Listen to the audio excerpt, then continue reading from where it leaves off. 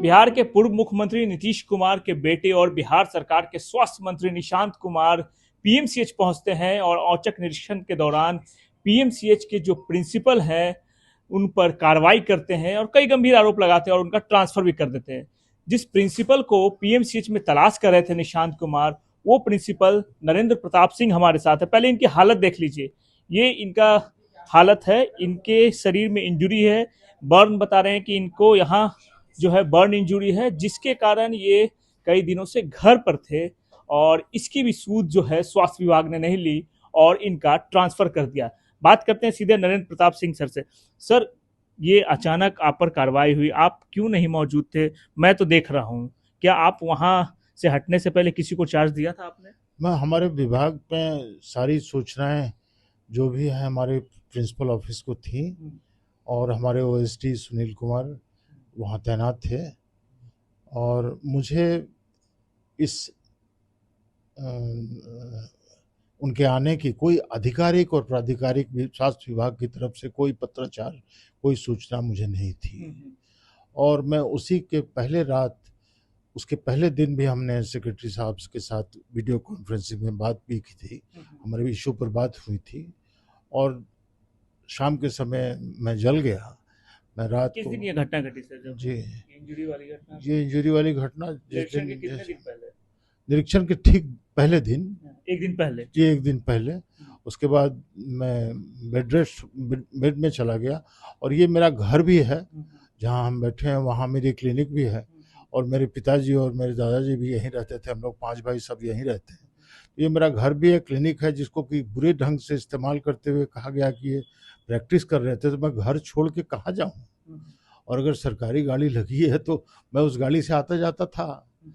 तो ये सिंपली मुझे लगता है कि ये एक मेरे सम्मान को गहरा ठेस पहुंचाने की एक कोशिश की गई है और मैं इसे अपनी मानहानि मानता हूं और कोशिश करता हूं कि ऐसे कुव्यवस्था से भरे सरकार के साथ रहना मेरा ठीक नहीं है। आपने निशांत कुमार का स्टेटमेंट भी सुना, स्वास्थ्य मंत्री ने साफ तौर पे पीएमसीएच में कहा कि मैं कार्रवाई करूंगा क्योंकि प्रिंसिपल नहीं मिले, फोन का जवाब नहीं दिया गया, गाड़ी लगी हुई थी। वहां मैं था ही नहीं, तो मैं तो दुर्घटनाग्रस्त था। मेरे अभिभावक को तो इसकी जानकारी होनी चाहिए कि मैं कितनी दुर्घटना में हूँ, कहाँ हूँ, कैसे हूँ, बल्कि उस पर कार्रवाई करना। वो तो पहले स्पष्ट करते, कोशिश को पूछते, अधीक्षक से पूछते और वहाँ जो मौजूद तैनात पदाधिकारी थे उनसे पूछते कि उनकी स्थिति क्या है, क्या वो मारे गए या मर गए या उनका कुछ हो गया या उससे पहले उनकी कार्रवाई हो जाए। इस पूरे मामले को कैसे देखते हैं? बहुत अपमान से भरा हुआ मामला समझते हैं हम इसको, और इसको एक इस व्यवस्था में चूक नहीं कहते हैं, इसको तानाशाही कहते हैं। और ये तानाशाही एक सुशासन बाबू के अंदर में हम लोग रहे हैं। उनके पुत्र आज स्वास्थ्य मंत्री हैं। मैं समझता हूं कि इस कुशासन का मैं पूरा पुरजोर विरोध करता हूं, हर माध्यम से विरोध करूंगा। आपने इस्तीफा भी शायद दे दिया? इस्तीफा दे दिया हमने। ऐसे सरकार के साथ रहना मुझे घिन्ना आती है, मुझे घिन्ना आती है। मुझे मुझे क्या प्रताड़ित करेंगे? ये सूरज की तरफ थूकने से शायद चेहरे पर भी पड़ता है। दुख हो रहा होगा आपको? कोई दुख नहीं, मुझे नासमझ लोगों की बातों से दुख नहीं होता है। और मैं जितने भी मूर्खतापूर्व कार्रवाई करने वाले लोग बैठे हैं, मैं उनसे गुहार करता हूं कि प्रधानमंत्री मोदी जी और हमारे आदरणीय स्वास्थ्य मंत्री जी केंद्रीय और हमारे सम्राट चौधरी जी, अगर हमको सम्मान उनके लिए है और रहेगा, मेरा यही गुहार है कि वो इस मामले पर पर्सनल संज्ञान लें। बिहार के स्वास्थ्य मंत्री पे भरोसा नहीं है? मुझे नहीं है।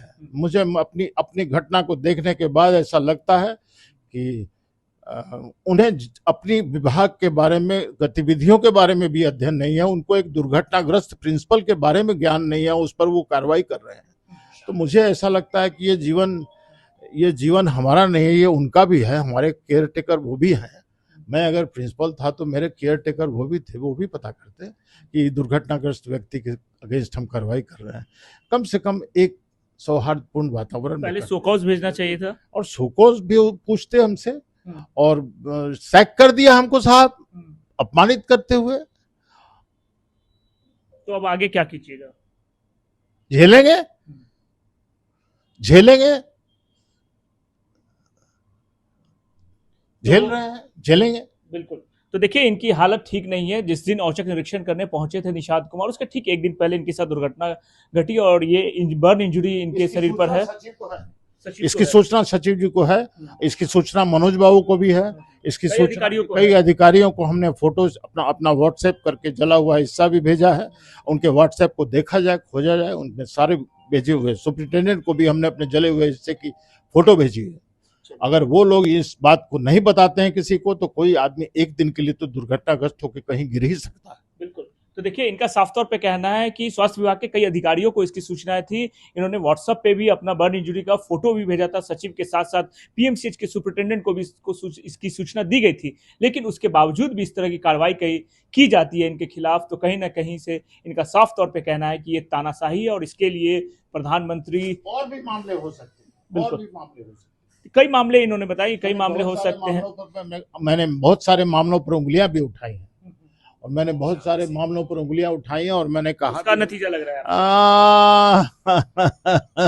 क्या कहें, हम कुछ कह नहीं सकते हैं। हम लोग छोटे लोग हैं, हम लोग बड़े लोग तो है नहीं, हम लोगों को बहुत चीज पता नहीं। हम लोग तो केवल गुहार कर सकते हैं, मांग सकते हैं। हम लोग बहुत पिटिएबल प्रिंसिपल हैं और मैं स्वास्थ्य सेवा से जुड़े हुए सारे लोग जो हैं उनको नहीं सारे बड़े पदाधिकारियों को आह्वान करते हैं कि इस बदसलूकी का जवाब हर किसी को अपनी जगह पर देना चाहिए। ऐसे भी डॉक्टरों को देना चाहिए। डॉक्टर क्या, कोई भी पदाधिकारी अगर है तो अपनी गरिमा और गौरव और अपने संप्रभुता को खोकर नौकरी नहीं करेगा। चलिए, तो अपनी गरिमा और गौरव संप्रभुता को खोकर नौकरी ना करें, इनका साफ तौर पे कहना है।